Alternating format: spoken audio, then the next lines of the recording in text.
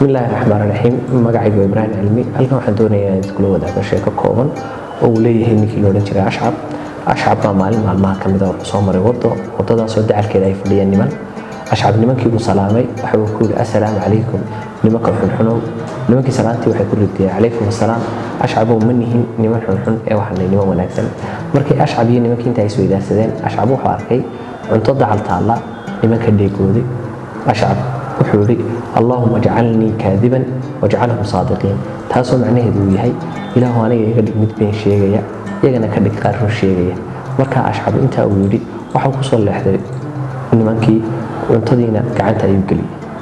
nimankii intay Ashcab eegeen way ku yidhahdeen Ashcabow mid annaga naga mida ma garanaysa? maya buu yidhi Ashcab, laakiin intuu sixnigii gacanta ku fiiqay ayuu yidhi laakiin waxaan garanayaa kan oo uga jeedo cuntada.